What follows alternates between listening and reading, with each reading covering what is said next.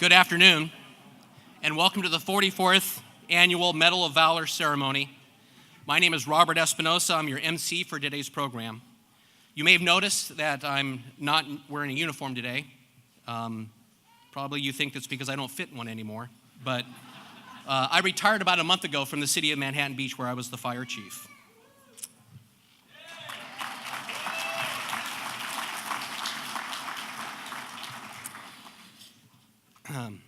I thought that when I retired that I would have to give up my position as the president of the South Bay Police and Fire Memorial Foundation, which is presenting today's program. But I was quickly told that I could stay on as a retired fire chief, in which I thought, well, okay. And then I noticed that written in the margin of our bylaws in pencil, it says, he can't be allowed to leave.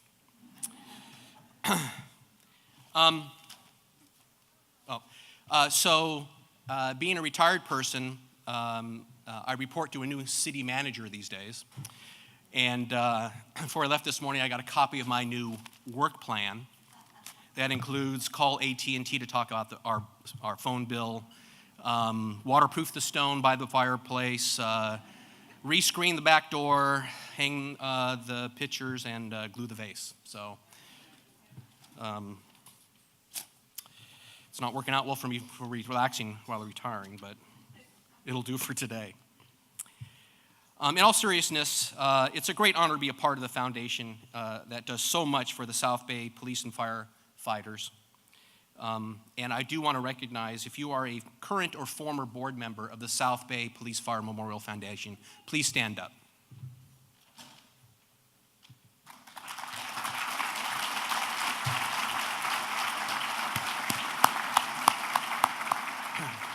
This is a very hard-working group, people that put aside their own personal time to make sure that some of the activities that occur in the South Bay don't go without being unrecognized, and that people that need assistance in their time of need, that we will be there for them.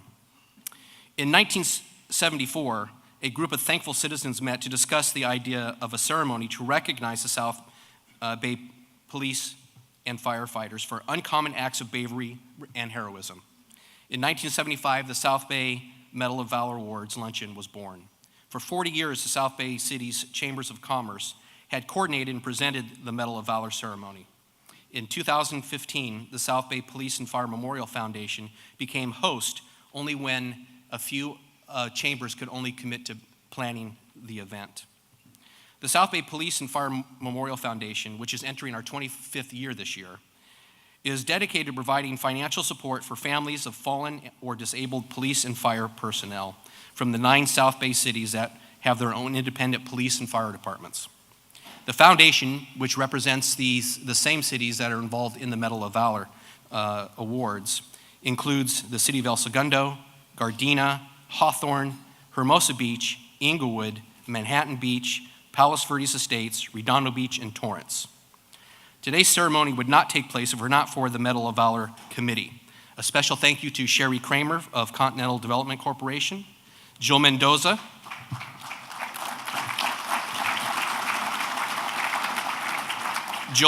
from the Manhattan Beach Police Department, Amanda O'Donnell from the El Segundo Police Department, and Molly Reichel from the South Bay Police and Fire Memorial Foundation.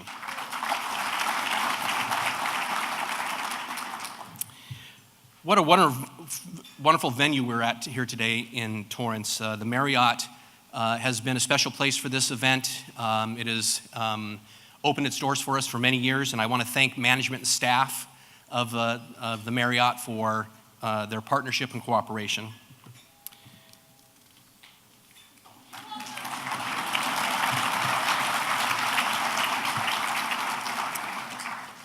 Some, Chief Irvine, might think it's stressful to MC such a large and important event. But when you're surrounded by so many supportive colleagues and friends, it's easy.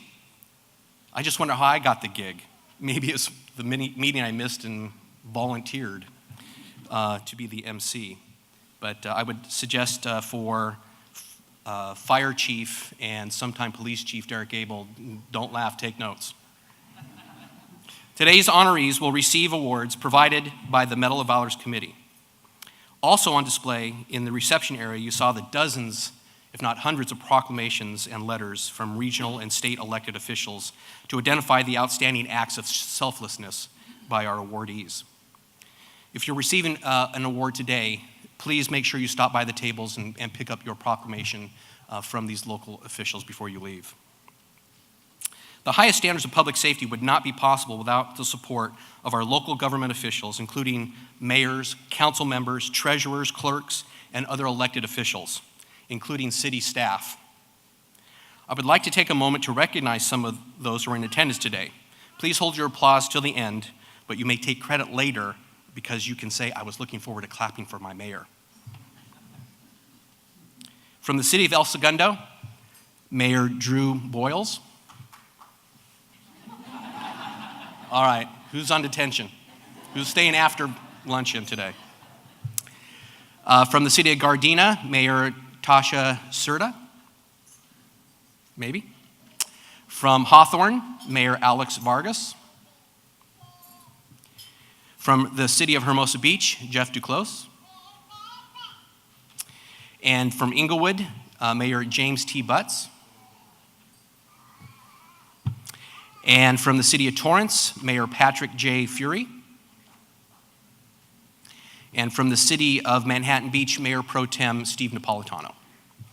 Okay.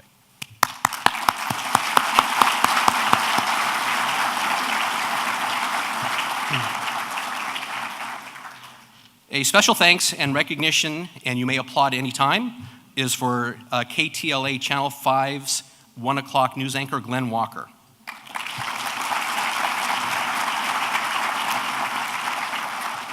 Mr. Walker has been a longtime supporter and friend of the South Bay Police and Fire Memorial Foundation and the Medal of Valor presenter, providing in-studio interviews to promote the Medal of Valor ceremony and coordinating live broadcast field interviews, as he will do again today. We will hear more from Mr. Walker.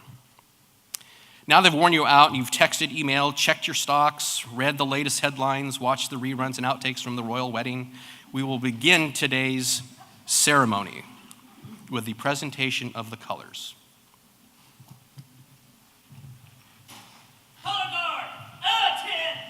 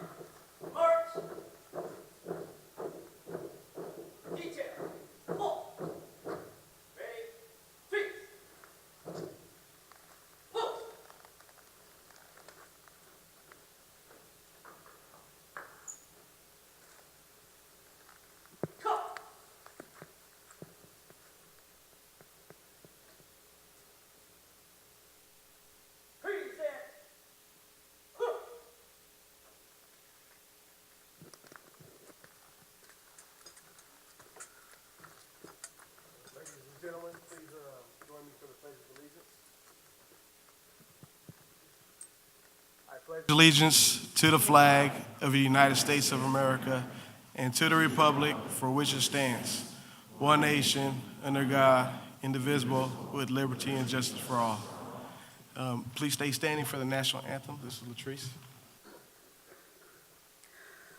Oh, say, can you see by the dawn's early light what so proudly we hailed at the twilight's last gleaming, whose broad stripes and bright stars through the perilous fight o'er the ramparts we watched were so gallantly streaming, and the rocket's red glare, the bombs bursting in air, gave proof through the night that our flag was still there. Oh, say does that star-spangled banner yet wave o'er the land of the free and the home of the brave?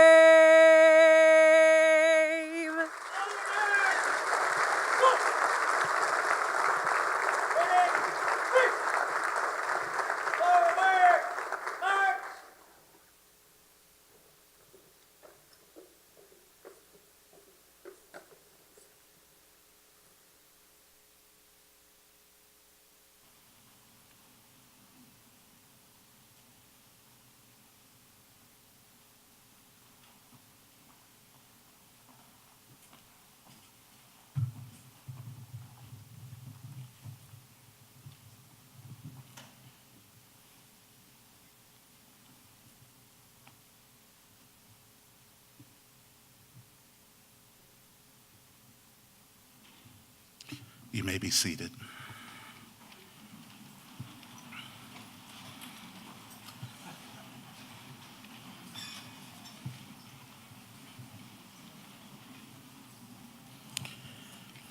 We've gathered in this place to honor men and women of bravery, of heroism, and valor.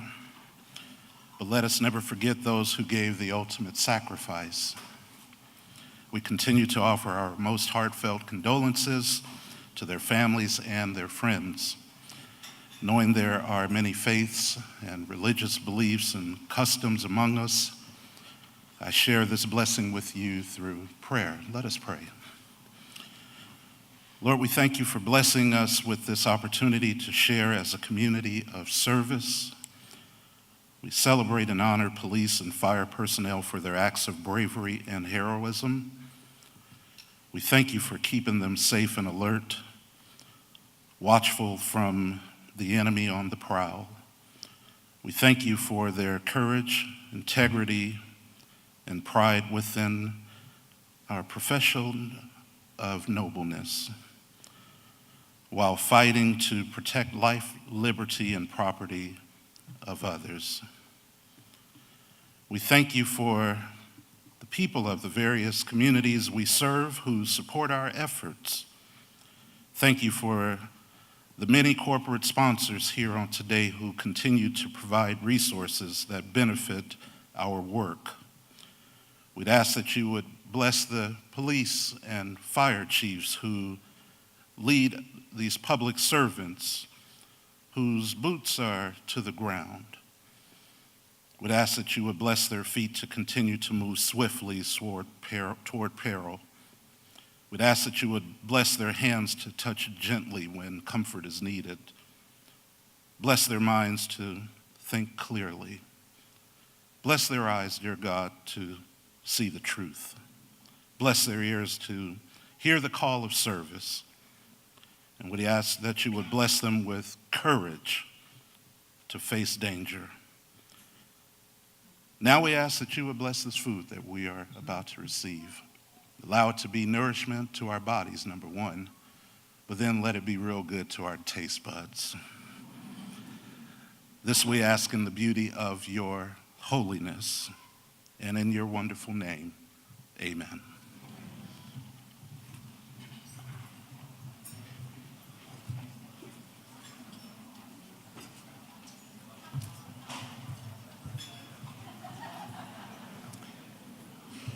Thank you. The Pledge of Allegiance this afternoon was provided to you by Officer Alex Kahn. The national anthem was Latrice McLaughlin, and the invocation was Lieutenant Ryan Small. As you're receiving your first course of salad, there's a few other people I'd like to mention.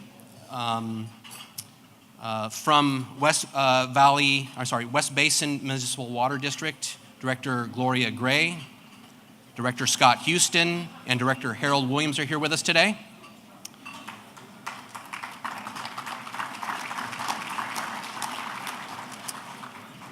And I believe we have representatives from Assembly Member Al Marichucci's office, Supervisor Janice Hahn's office, Senator Benjamin Allen's office, Senator Stephen Bradford's office, Congresswoman Maxine Walters' office, and Congressman Ted Lieu's office. Everybody, please.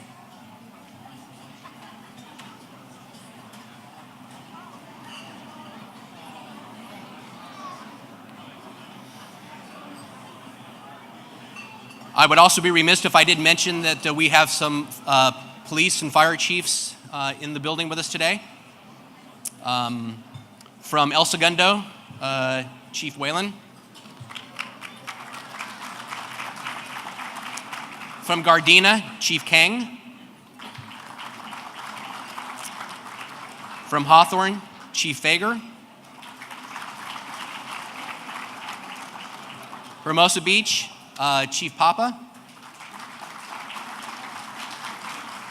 From Inglewood, Chief Frontoretta.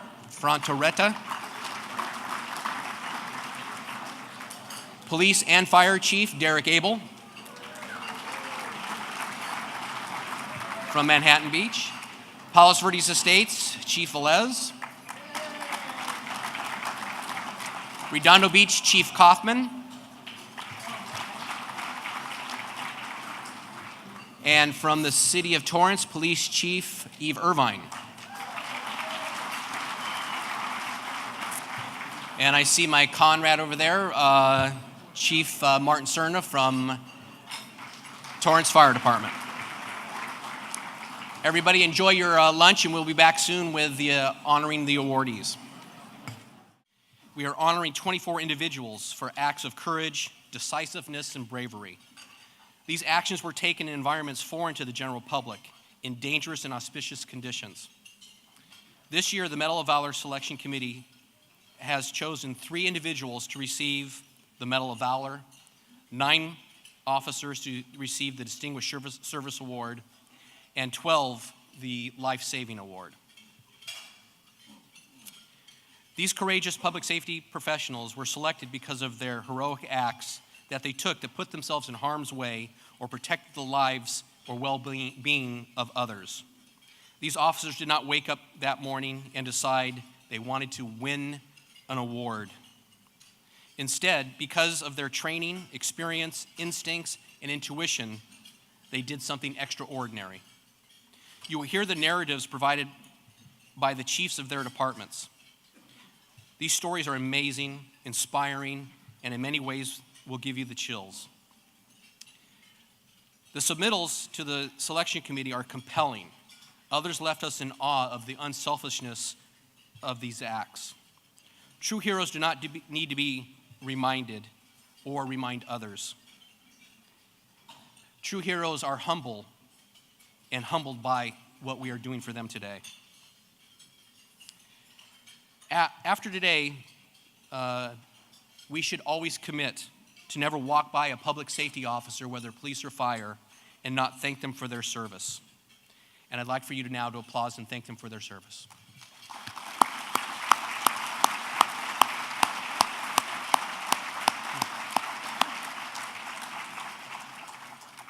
The Medal of Valor, Distinguished Service, and Life-Saving Awards are given to public safety officers after careful screening that includes their chief of their department providing a 1,500-word or less description of an incident or event or action for the nominated officer.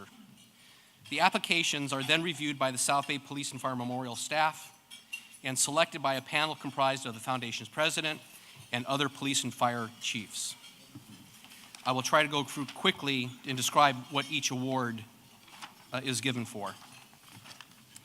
The Medal of Valor is awarded to firefighters or police officers assigned to the South Bay Mutual Aid PAC departments who distinguish themselves by extraordinary valor above and beyond the call of duty. These public safety officers must exhibit extraordinary courage, heroism, and meritorious action involving extreme personal risk, and the act that is deemed above and beyond the call of duty during a time between January 1st and December 31st, 2017. Some of the criteria that we use to honor these individuals is recognition for extraordinary acts of valor above and beyond the call of duty. Extraordinary is defined as going beyond what is ordinary or usual, highly exceptional and noteworthy.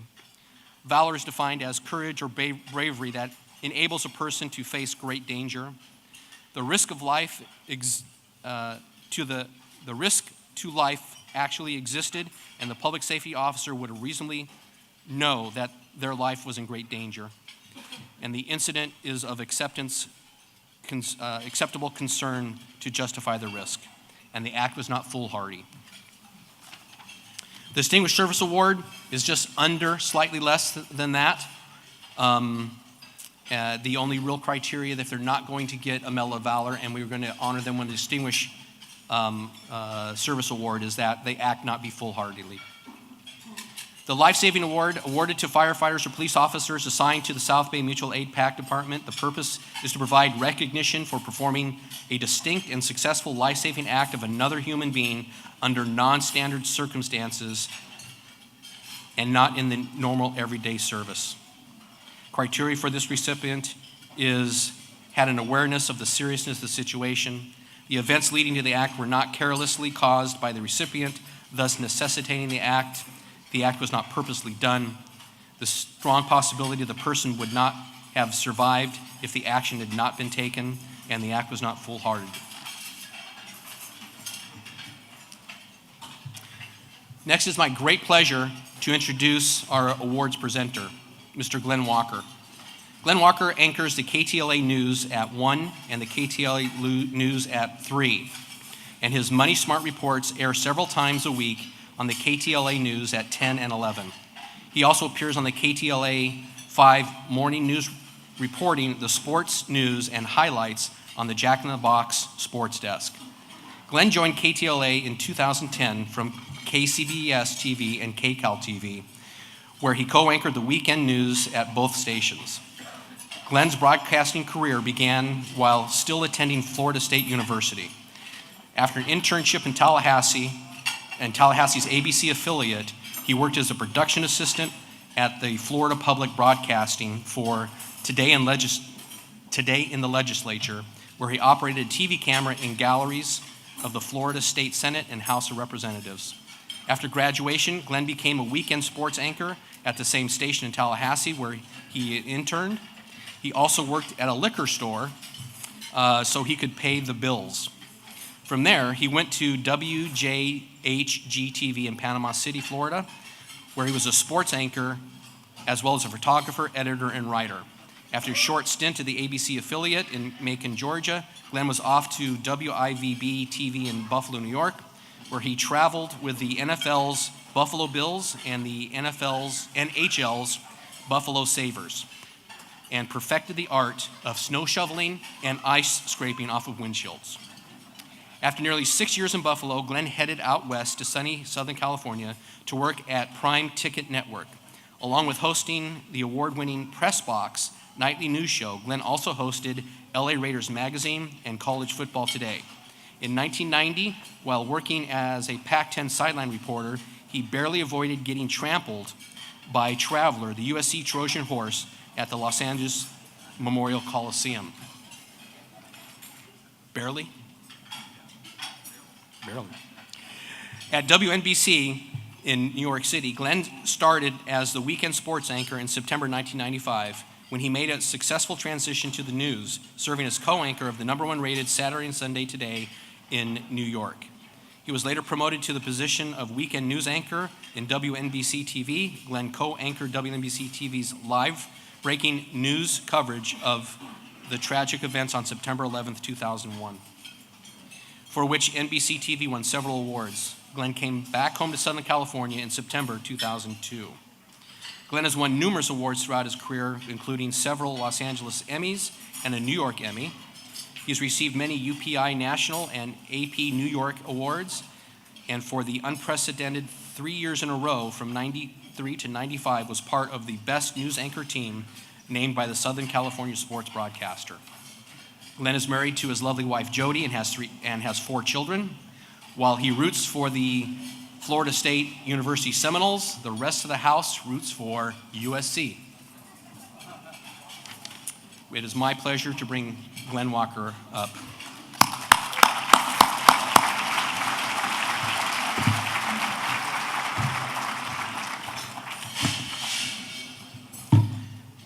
As I like to remind all the Trojan fans every year, Florida State's played USC twice in football. We're 2-0.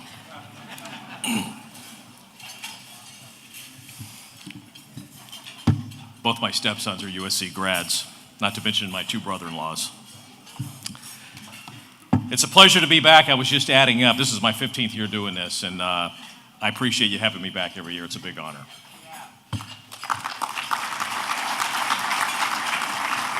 And Bob, I just want to say the thing about the uniform, and people might think you gain weight.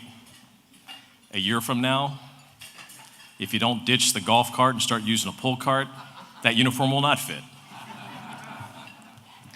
All right, let's get on with the life-saving awards. Right now, I'd like to call up from the city of Hawthorne, Police K-9 Handler Jack Cunningham and Police Chief Robert Fager.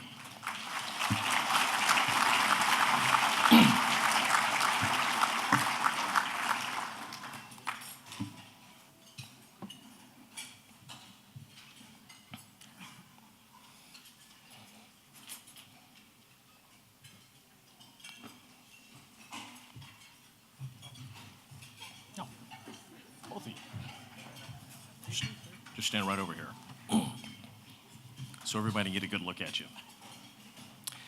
During the evening of September 14, 2017, Hawthorne police officers were dispatched to a disturbance in the area of Prairie Avenue and El Segundo Boulevard. As they responded, dispatch further advised the callers were reporting of a male victim of a stabbing and a female who had been pepper sprayed.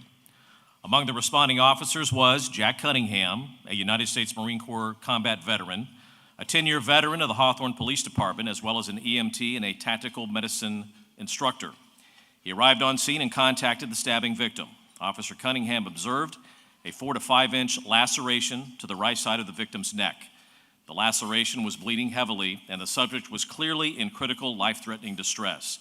Officer Cunningham recognized such and pulled from his trauma care expertise and equipment carried by all Hawthorne police officers. His actions, pressure dressings, and care application immediately slowed the bleeding and improved the victim's symptomology. He maintained this direct attention and focus until such time as the Los Angeles County Fire paramedics arrived and took over. Officer Cunningham's assessments and decisive application of pressure dressings played the initial key role in the survival of this person. Moreover, his skill sets and life experience in his realm bolster the capabilities that the police department provides to its community. Officer Cunningham embodies the finest service traditions afforded to the Hawthorne community and reflects great credit upon him deservedly. Presenting the life-saving award to Police K-9 Handler Jack Cunningham is Hawthorne Police Chief Robert Fager.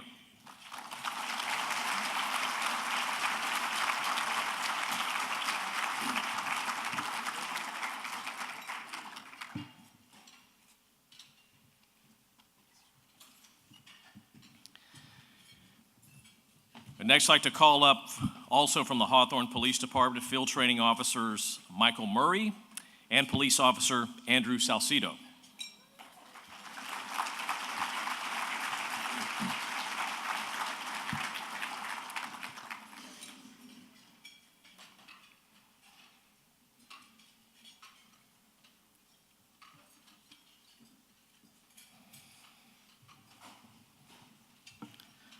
On Saturday, September 23, 2017, at approximately 9 p.m., 5-year Hawthorne police officer Andrew Salcido was working a uniformed patrol at a local church fair when he and his partners were advised of a stabbing victim down in front of an adjacent retail store along Hawthorne Boulevard. Simultaneous to this and related, a second victim was now being reported blocks away at a fast food restaurant, having been abandoned there by cohorts.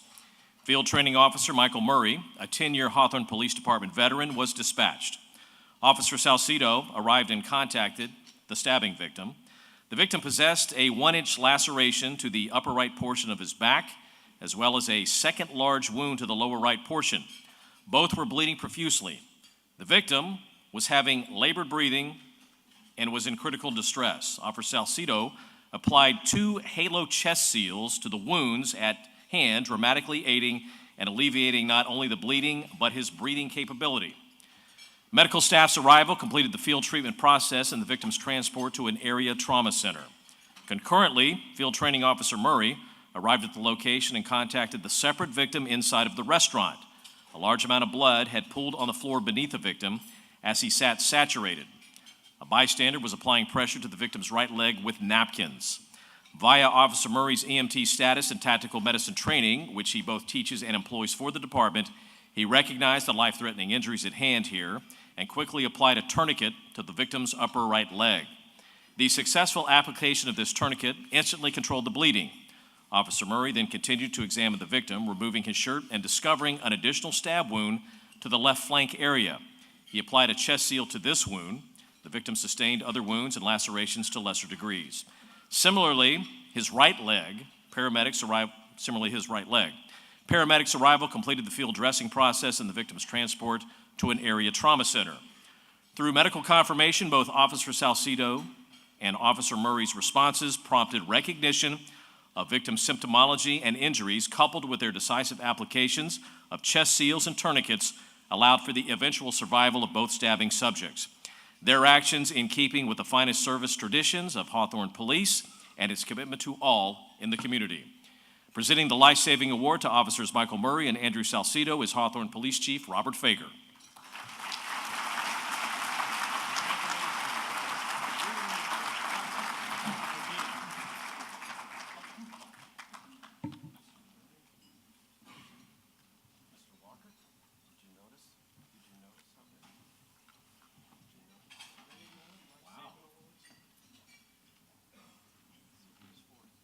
Fourth Life-Saving Award for Officer Murray.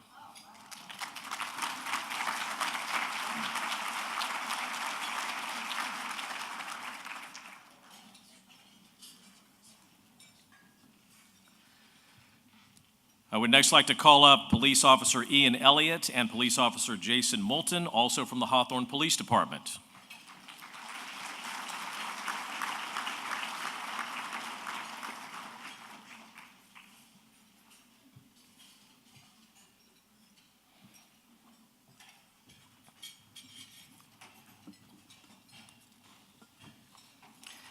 Around 4 p.m. on April 27, 2017, Hawthorne police officers Ian Elliott, a 15-year veteran, and Jason Moulton, a 13-year veteran, responded to a radio call of a shooting that just occurred in the area of 131st Street and Ramona Avenue in the city of Hawthorne. Dispatch advised that they were receiving multiple callers stating not only gunshots heard, but that a person was down at the location. Upon arrival, Officer Moulton observed a victim lying down on a driveway at the location, curled into his right side. The victim was conscious and breathing out, complaining of pain to his back and his left leg. Officer Elliott assisted with removing the victim's shirt, at which time Officer Moulton observed 2 gunshot wounds to the left portion of his back. Due to the nature and position of the gunshot wounds, the officers recognized the potential for a tension pneumothorax. To explain, this is when air fills the chest space, but the wound acts as a one-way valve, not allowing the air to exit. As more air enters, the pressure collapses the lungs, then ultimately compresses the heart. Persons in this condition will die if treatment is not provided. Both officers applied department-issued chest seals with the intention of preventing further life-threatening complications. Upon further exam, Officer Elliott noticed a 3rd gunshot wound to the left leg. All these injuries were treated and the victim stabilized and monitored by officers until fire paramedics arrived. Officer Elliott and Officer Moulton's quick response and life-saving interventions played a key role in saving the victim's life. Their actions are in keeping with the finest traditions of service to the Hawthorne community and reflect great credit upon themselves as well as their organization. Here to present the Life-Saving Award to Officers Ian Elliott and Jason Moulton, once again, Hawthorne Police Chief Robert Fager.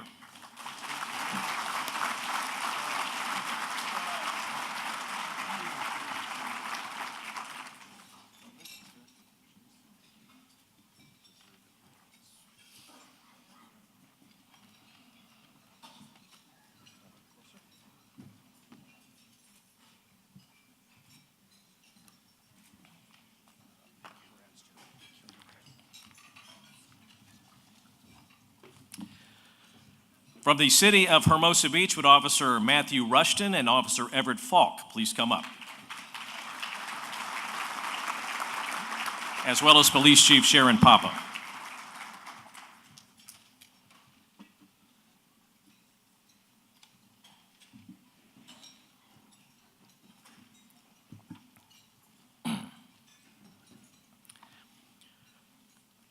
On July 3rd, 2017, at 0001 hours, commonly referred to as 12:01 a.m., a 911 call was received in the South Bay Radio Communications Center from a hysterical female regarding finding her 28-year-old boyfriend unresponsive, not breathing, and turning blue. It was believed that he was choking on water, per the female caller. The South Bay dispatcher attempted to instruct the female in starting CPR, but she was in no condition to do so. Hermosa Beach police officers Matthew Rushton and Everett Falk were in the area and responded code 3 to the scene, arriving 57 seconds after the call was originally dispatched. That would be at 12:01:57. Upon the officer's arrival, the 28-year-old subject was non-responsive, did not have a pulse, and was turning blue. Officers Rushton and Officer Falk immediately began life-saving efforts on the subject. Officer Falk checked for a pulse, then checked for any obstruction, and cleared the subject's airway. With no pulse on the subject, Officer Rushton began compressions on the unresponsive male. Due to the quick actions of administering CPR in the first few critical minutes of Officer Rushton and Officer Falk by the officers, the subject was revived as he began to have a pulse and he became semi-coherent. Hermosa Beach Fire Department paramedics arrived shortly thereafter and took over the medical treatment of the now revived subject. The male subject admittedly had a history of drug and alcohol abuse. After being revived by officers and paramedics administering medical treatment in the field, the subject refused any further medical treatment. The subject has only a vague recollection of the incident and stated that he has been clean and sober since this day. If it was not for the quick and deliberate actions of Officer Rushton and Officer Falk in administering CPR and reviving the subject, there was a strong possibility that this person would have died or suffered permanent damage or injury. Presenting the life-saving award to Officers Matthew Rushton and Everett Falk is Hermosa Beach Police Chief Sharon Papa.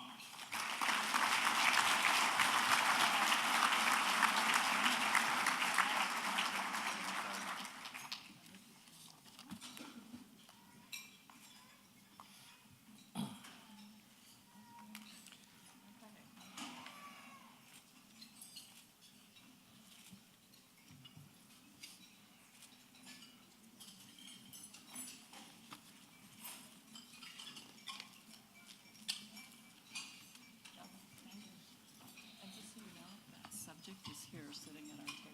Oh, really? Yes. Should I introduce him or is he too embarrassed? I don't know. He's at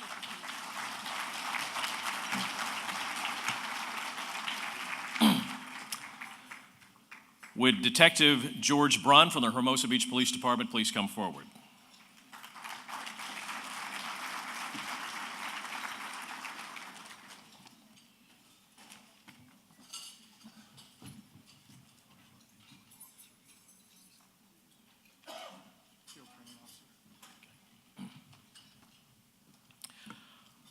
On March 29, 2017, at approximately 11:10 hours, Officer Brunn and his trainee responded to a large three-story apartment complex regarding a suicidal female threatening to end her life. Upon arrival, officers knocked on the locked door of the female's apartment, but there was no answer and nothing heard inside.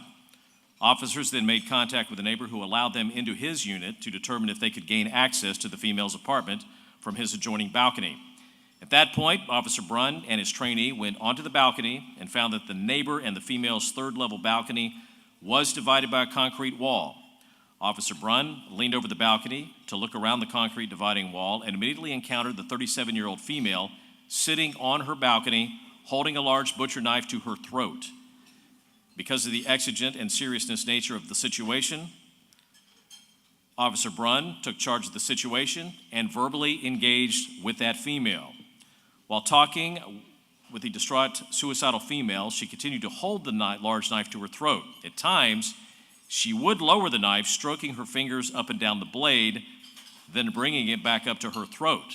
The female refused to discard the knife or let officers enter her apartment, believing they would take her to a mental facility, adding that she has had negative experiences with the police in the past. Officer Brunn remained professional, calm, and empathetic, and quickly established a rapport with the suicidal female. After approximately 50 minutes of communicating with her, Officer Brunn was able to convince her to put the knife down and agreed to go to the hospital to speak with mental health professionals. The female agreed to open her door for Officer Brunn. Officer Brunn and his trainee calmly took her into custody for a mental evaluation without incident. The female later told officers if it wasn't for Officer Brunn taking the time to speak with her, she honestly thinks that she would have ended her life that day, adding at that moment she honestly believed she had nothing to live for. Officer Brunn's empathy, patience, and caring directly contributed to preventing a possible suicide and allowed the distraught woman to get the treatment she needed. Officer Brunn's actions exemplify the finest standards of the Hermosa Beach Police Department and the law enforcement community. Presenting the life-saving award to now Detective George Brunn is Hermosa Beach Police Chief Sharon Papa.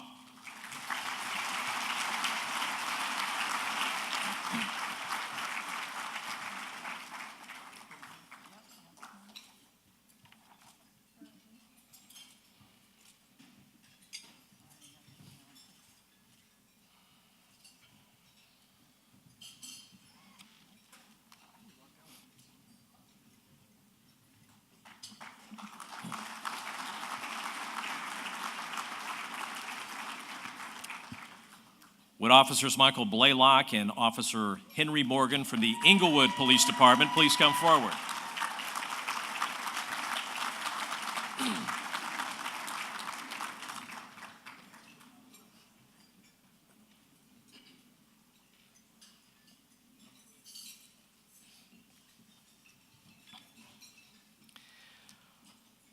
On February 24th, 2017, at approximately 0734 hours, or 7:30 a.m., the Inglewood Police Department's 911 Communications Center received a call of a choking child. Officer Michael Blaylock and Officer Henry Morgan arrived to a frantic scene. The child's mother was panicked and screaming that her child was not breathing.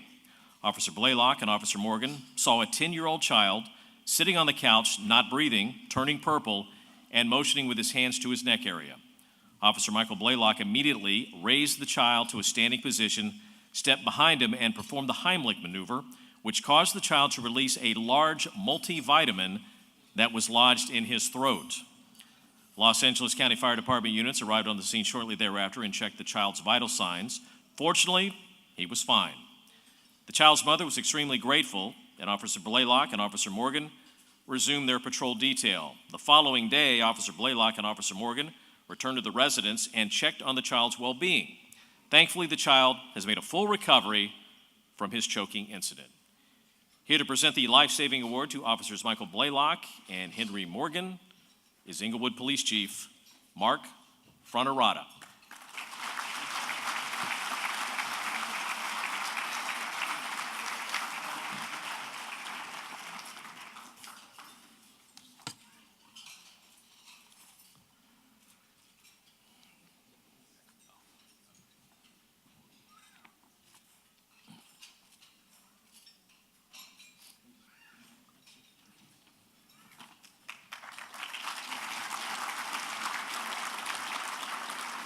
From the city of Torrance, would Detectives Stephen Kim and Eric Bernier please come forward?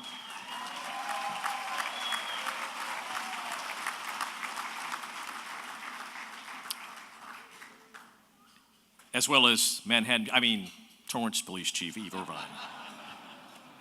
She gets around in a good way.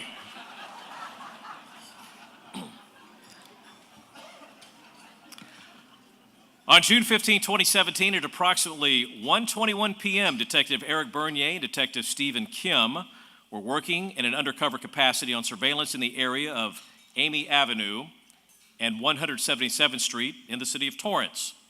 During this time, Detective Kim was flagged down by a passerby who advised that a subject was passed out in a nearby alley and was in possible need of medical attention. Detective Kim notified his partners and searched for the subject in the alley. Upon checking the area, Detective Kim discovered an unresponsive subject who was not breathing and had objective signs of a drug overdose. Detective Kim immediately notified the Torrance Fire Department and started life-saving procedures, specifically CPR, chest compressions, and rescue breaths on the subject. Detective Kim was later relieved by Detective Bernier, who continued the CPR. As a result of both officers administering life-saving procedures, the subject started to breathe on his own. Personnel from the Torrance Fire Department later arrived on scene to relieve both officers. The subject was ultimately transported to a local hospital for further medical treatment. Shortly after the incident, various personnel from the Torrance Fire Department commented that Detective Kim's and Detective Bernier's heroic actions undoubtedly saved the subject's life. Upon evaluating the seriousness of this situation, there is a high likelihood this subject would have died had Detectives Kim and Bernier not intervened. By maintaining their composure and incorporating their training, both detectives were able to implement appropriate emergency first aid and life-saving measures.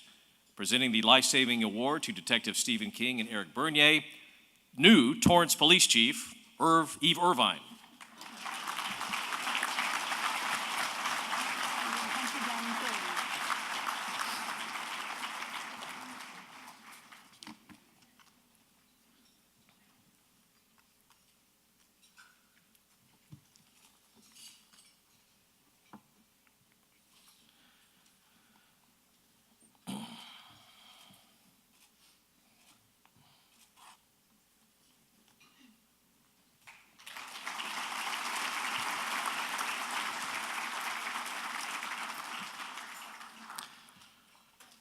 All right, we are now going to the Distinguished Service Award, starting with Sergeant Tony De La Ramble from the city of El Segundo.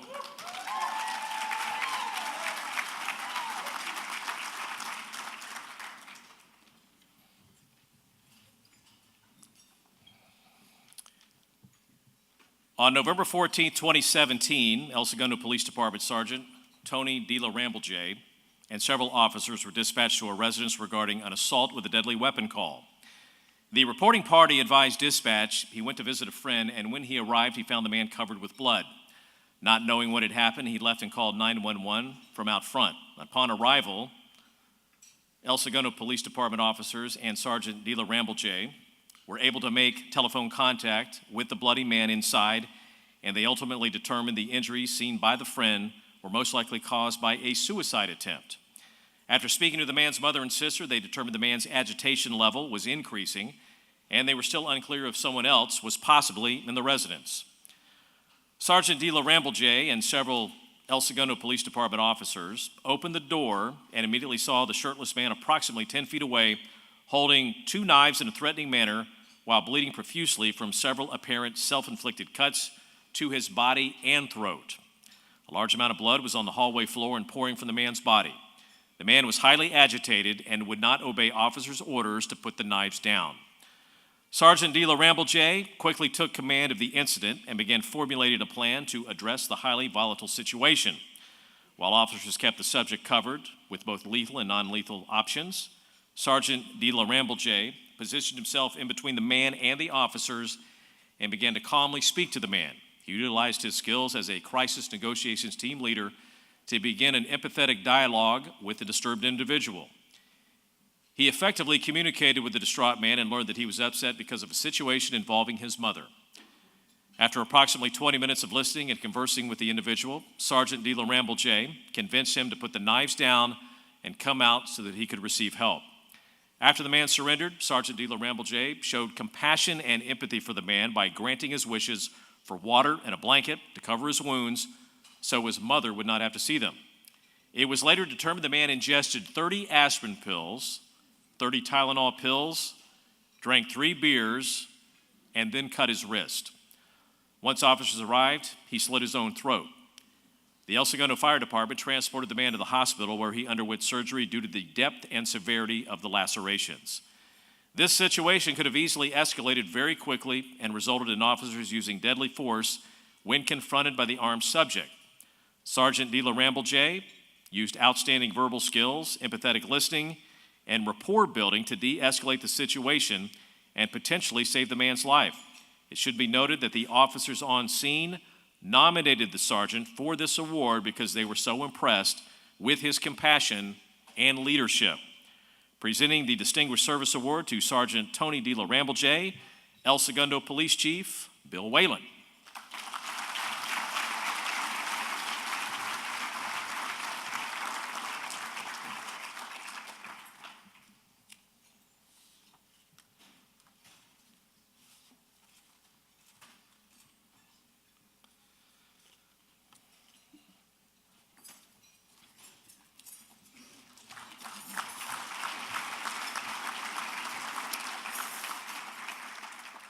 From the City of Hawthorne, would Sergeant Larry Grajeda, Police Motor Officer Anthony Barlin, and Police Pilot Matthew Manley please come forward.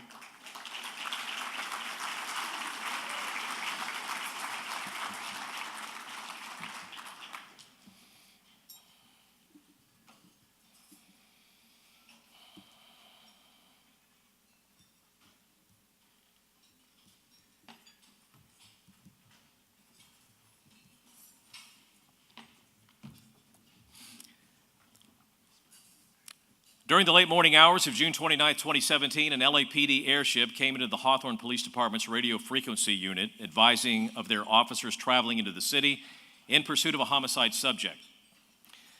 They asked for immediate assistance. Various Hawthorne field personnel responded to the western quarter of the town, where the pursuit was now terminating. The helicopter crew updated that the subject had fled from his car and was now armed and on foot, scaling a wall into the gated Hawthorne residential community of 360 at the South Bay. Hawthorne staff of Sergeant Larry Grajeda and officers Anthony Barlin and Matthew Manley, each working in different capacities, were among the first to respond and arrive on the scene within a couple of minutes. As they did so, the airship advised the Los Angeles police officers on the ground that they were being fired upon by the suspect. During this assault, a pursuing LAPD officer was struck and wounded. Motor Officer Barlin entered the complex from the north side, now utilizing his motorcycle loudspeaker to warn residents that a fleeing suspect was inside of their complex, shooting a gun and to seek shelter. Officer Barlin, followed in by Sergeant Grajeda and Officer Manley, cautiously proceeded westerly in the complex toward the direction of the dangerous loose suspect. The three officers eventually exited their respective vehicles and deployed on foot. Outstanding observations and directions from the helicopter crew circling above provided critical real-time suspect location to the officers, literally preventing them from walking into an ambush. As they slowly approached an intersection with the suspect, they took gunfire by the suspect. All three of these Hawthorne officers returned fire, defending their lives. Simultaneously, pursuing officers from a separate direction gained sight of him and returned fire upon the suspect. The now wounded suspect fled northbound briefly to a point he could no longer continue. He was arrested and transported to the hospital and treated for his gunshot wounds. He recovered and is now answering for not only the previous homicide act, but for the attempted murder of police officers committed that day. Simultaneous to these events as they unfolded, Hawthorne Lieutenant Steve Colquette and Hawthorne Detective Derek Limbacher responded similarly, but traveled straight to aid the wounded Los Angeles Police Department officer. Each of these two officers is fully trained in the department's tactical medicine curriculum. After safely securing the wounded officer, they applied key medical aid to the trauma site until such time responding paramedics could be allowed into a secure scene. The officer, a member of the LAPD SWAT team, survived his wounding and has since now returned back to work at his agency. In summation, the quality of law enforcement response and support provided by these Hawthorne police officers was commendable.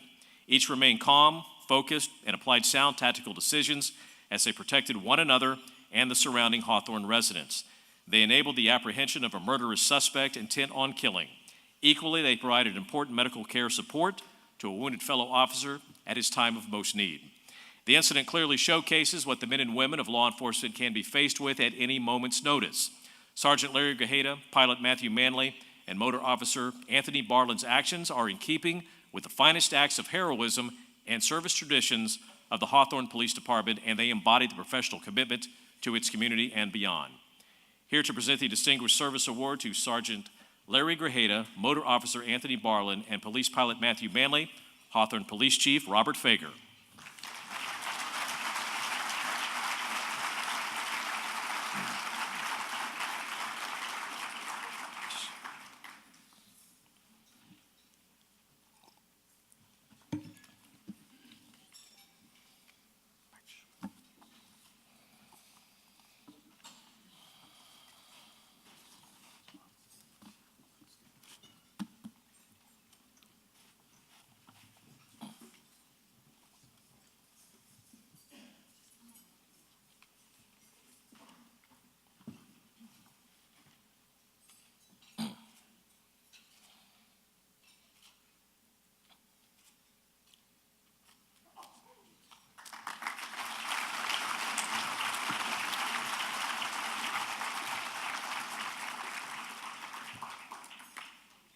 From the Inglewood Police Department, would Police Officer Julian Baksh, Officer Jonathan Rivers, Officer Andrew Little, Officer Alvaro Ruiz, and Officer Ray Noriega please come forward.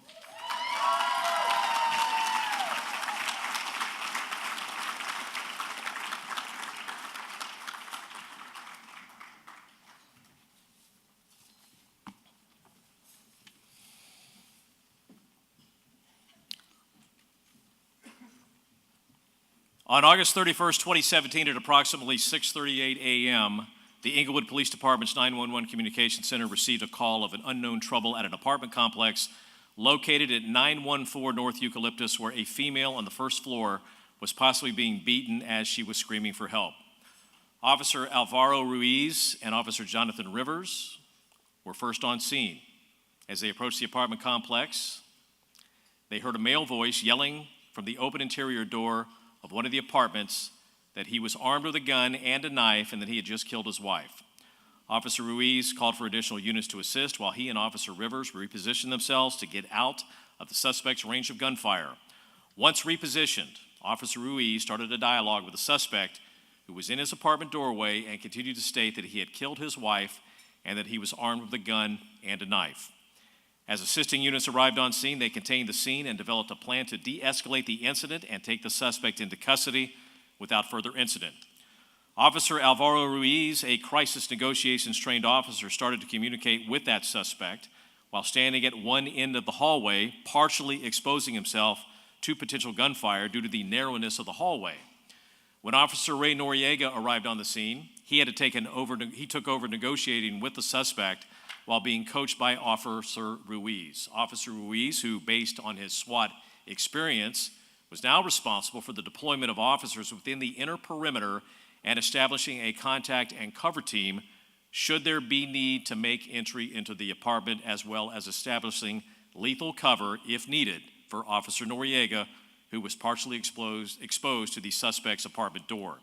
At this point, officers were under the impression that the suspect had killed his wife, as he had stated. The victim was able to muster enough strength to call Inglewood Police 911 and inform the dispatchers that she was alive, severely injured, and she could hear her husband communicating with the officers that were on scene. The victim made her way to the apartment window and attempted to remove the glass from the window frame. Officers noticed that the victim was covered in blood. She dropped to her knees and mumbled, "Help me." Officer Baksh, Officer Jonathan Rivers, and Officer Andrew Little were at the foot of the window and realized that the victim was in grave danger. At any moment, the suspect could enter the room where the victim was standing and kill her. The officers knew that potentially they only had mere seconds to execute the rescue and would ultimately expose themselves to gunfire if the suspect stepped back into the room. Officer Baksh developed a citizen's rescue plan and implemented it within seconds. Officer Jonathan Rivers used his police baton to break out the window and, together with Officer Andrew Little, reached into the bedroom and pulled the victim to safety as Officer Baksh maintained lethal cover for the rescuing officers. As the officers initiated the rescue, the suspect could hear the window breaking and yelled out to the officers that he could hear the officers entering the apartment, prompting fears that the suspect may leave his position at the front door and walk into the bedroom to engage the officers and the victim. Fortunately, the victim was rescued without incident and escorted to safety, where she was treated for her multiple injuries. The officers on the inner perimeter were now aware the victim was alive, and the suspect could hear the officers breaking the bedroom window to rescue her. Officer Ruiz was now tasked with coaching Officer Noriega on what to say to the suspect so he would not enter the room where his wife was located. A team of officers were ready to make rapid entry into the apartment if the suspect moved away from the front door to kill his wife or engage the officers rescuing her. Communication with the suspect continued long after the victim was rescued until he announced that he was surrendering. He was ultimately taken into custody without further incident. Subsequent investigation revealed the suspect was not armed with a firearm, but it was in possession of a large knife and had in fact stabbed his wife several times all over her body. It was also learned that when the suspect was talking to the officers through the front door, the suspect was attempting to commit suicide by slicing his own arms with the knife. Presenting the Distinguished Service Award to Officers Julian Baksh, Jonathan Rivers, Andrew Little, Alvaro Ruiz, and Ray Noriega, Inglewood Police Chief Mark Fronterata. Had it till the end.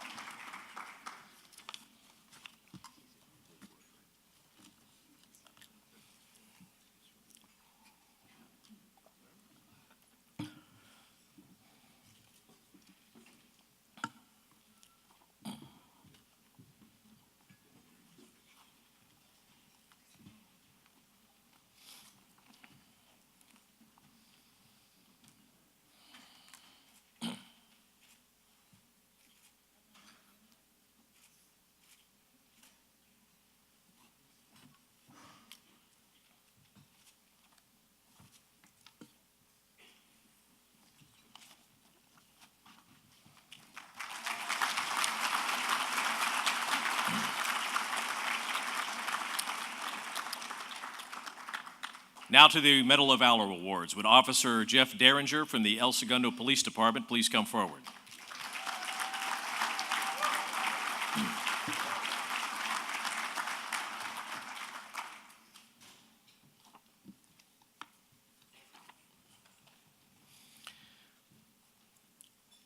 On January 18, 2017, El Segundo Police Department officers responded to multiple calls of a man threatening people with an axe in the residential area near Sheldon Street and Imperial Avenue. In one instance, a victim was confronted by the suspect and had to flee in his car to get away. As Officer Jeff Derringer spoke to another victim, a fellow officer located the suspect walking down a sidewalk east of the location of the original calls. The officer noticed the man had a hatchet in his hand, so he ordered him to drop it. The man refused, got into an SUV, and drove away quickly. The officer began pursuing the suspect through the residential area and ultimately onto Sepulveda Boulevard. Officer Derringer was able to catch up to the pursuit and became the primary pursuing officer. Motor Officer Steve Paulson and Chris Jenkins joined in the pursuit along with Patrol Sergeant Glenn Delmendo. The pursuit left El Segundo and entered the city of Los Angeles. Once the suspect made it to Manchester Boulevard, west of Sepulveda Boulevard, his erratic driving prompted Officer Derringer to complete a legal intervention maneuver. We call that a pit maneuver on TV, is that correct? Okay. Okay, and we love them. They're great. The suspect's SUV spun around and came to rest side by side with Officer Derringer's police car, trapping the officer inside. The suspect exited his vehicle, stepped onto the hood of Officer Derringer's car, raised the hatchet as if he were going to strike Officer Derringer through his windshield. Realizing the significant danger he was in, being trapped inside his car with a man standing over him with an upraised hatchet, Officer Derringer fired several rounds through his windshield from the seated position of his police car. At the same moment, Sergeant Delmendo and Officer Jenkins had taken a position behind Sergeant Delmendo's police car. Officer Paulson was walking up behind Officer Derringer's police car. Separately, they each recognized Officer Derringer was in grave danger, trapped in his car, so they all fired on the suspect, who was ultimately killed. The heroic efforts of Officer Derringer saved his own life, and the bravery and sound decision-making of Sergeant Delmendo and Officer Paulson and Jenkins saved Officer Derringer's life. Presenting the Medal of Valor to Officer Jeff Derringer, El Segundo Police Chief Bill Whalen.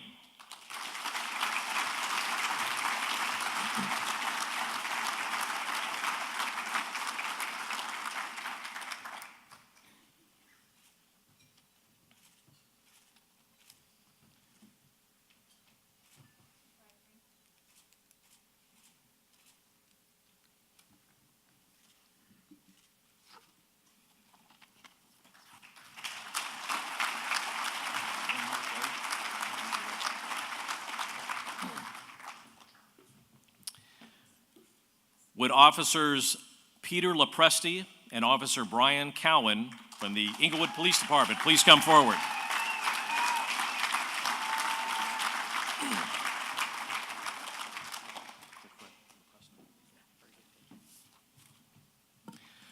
On January 16, 2017, at approximately 21:03 hours, the Inglewood Police Department's 911 Communications Center received a call of a traffic collision in front of 3906 West 64th Street. The caller indicated a dark-colored car had crashed into a house directly across the street from that location and that there was an occupant inside who was still revving the vehicle's engine.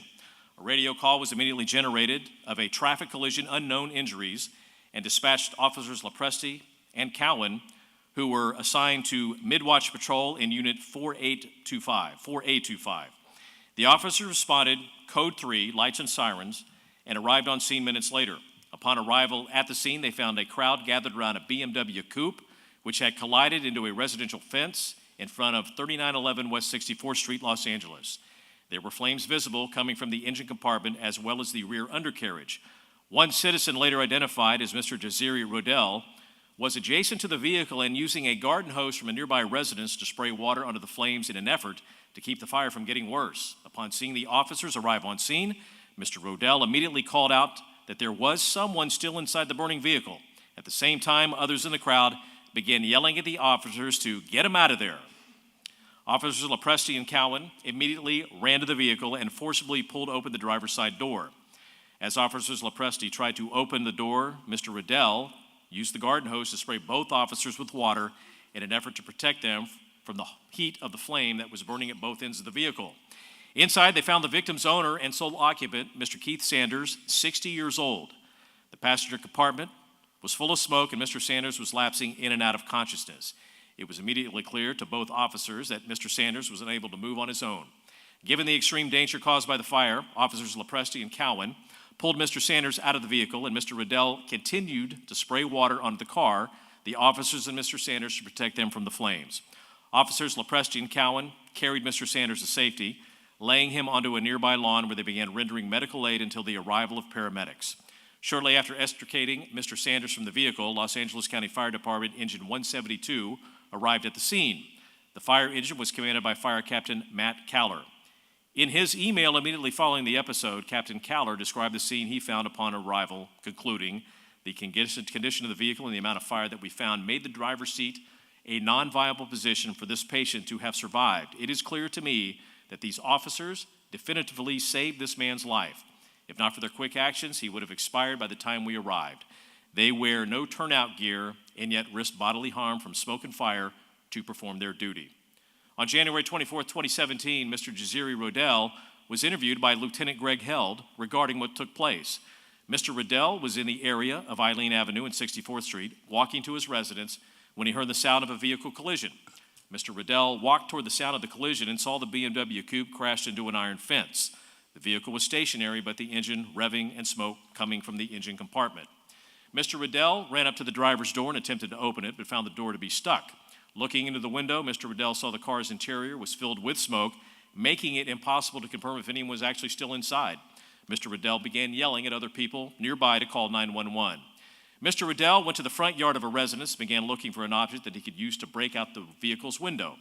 Mr. Rodell found a loose piece of concrete on the home's front walkway and pulled it free.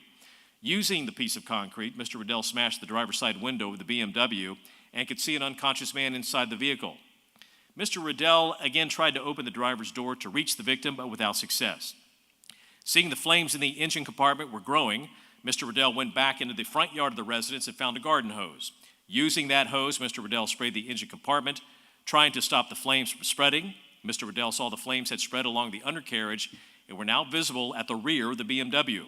Mr. Rodell rapidly alternated between spraying water to the front and the rear of the vehicle, as well as onto the victim through the opening in the window, while waiting for help to arrive. When officers Lepresti and Cowan arrived, Mr. Rodell called out to them that there was a man trapped inside the car. The officers immediately came to the vehicle and were able to pull the driver's door open. Concerned for their safety, Mr. Rodell began spraying water from the hose onto officers Lepresti and Cowan as they each took hold of one of Mr. Sanders' arms and pulled him from the vehicle to safety. It was only after the officers pulled him from the vehicle that Mr. Rodell recognized Mr. Sanders as a family friend. Mr. Rodell said that he became extremely emotional after the realization that the man in the burning car was known to him and remained at the scene until Mr. Sanders was transported away by ambulance. On January 25, 2017, Lieutenant Greg Held interviewed Mr. Keith Sanders by telephone about what happened on the evening of January 16, 2017. Mr. Sanders said that he was driving home and stopped on the way to visit Mr. Rodell at his home on Eileen Avenue. After finding Mr. Rodell was not home, Mr. Sanders started driving back to his residence. As he turned onto 64th Street from Eileen Avenue He lost consciousness. Mr. Sanders awoke in the hospital and had no memory of either the collision or the fire. At the hospital, doctors informed Mr. Sanders that he had suffered a mild stroke, which caused him to lose consciousness while driving, resulting in the collision. It was only after he awoke in the hospital that Mr. Sanders learned what had taken place regarding his rescue from the burning car. In this incident, Inglewood Police Officer Peter Lepresti and Inglewood Police Officer Brian Cowan both demonstrated exceptional bravery, exposing themselves to a very great physical danger in the pursuit of saving the life of an unconscious motorist trapped inside a burning vehicle. It was clear to firefighting personnel who arrived later that the victim would not have survived had the officers not taken swift action. Without hesitation and at risk of their own safety, the officers assessed the situation and immediately approached the burning vehicle without formal firefighting training and without any specialized equipment to protect them.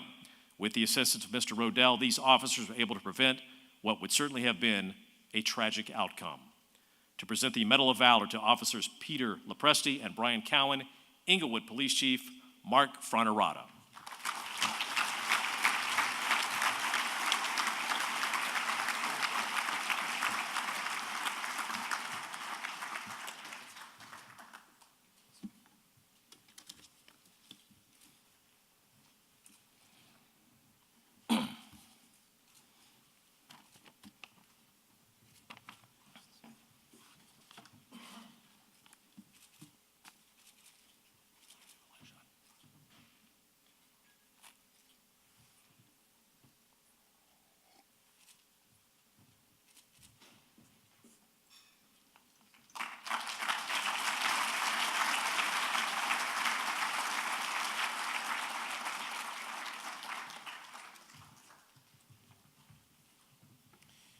I don't think a Hollywood director or writer could have done a better job of explaining the actions of these brave officers took in saving somebody else's life. It's just heartwarming and amazing that there are people out there who are willing to risk everything they have for everything you have. The other thing that I wanted to say that it's not falls in any of the categories of the awards today, but just to go to the character integrity that we have of our public safety officers and officials, is that this year we had a tragic shooting in Las Vegas, and it was at an outdoor concert, and many of our South Bay police and firefighters were in attendance at that event, and many of them took action to either assist, save, or mitigate the damage that was done by this insane person. And we thought about how we could honor those individuals, and we didn't come up with a very good solution, and maybe we will in the future. But today I just want to let you know that not only do we have heroes in uniform, but we have heroes on their day offs. They're never on a day off. They are working 24/7, and they will be there for you at all times. So I want to do a round of applause for those people that were involved.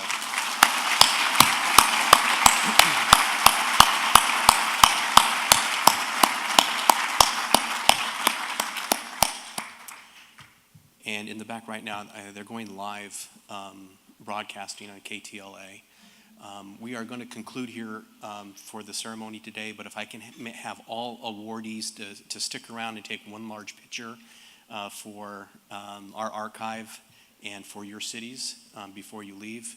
If you could just give Glenn just a minute before you get up and leave, so it's a little bit of silence and long commotion behind him. So everybody, thank you so much for coming today. It's a very important thing that we do to honor our individuals for their courageousness and their bravery. And you should be very proud if you're a family member. You should be very proud of your father. You should be very proud of your husband. You should be very proud of your wife for what they've done to make this South Bay such a great community. Thank you, everybody.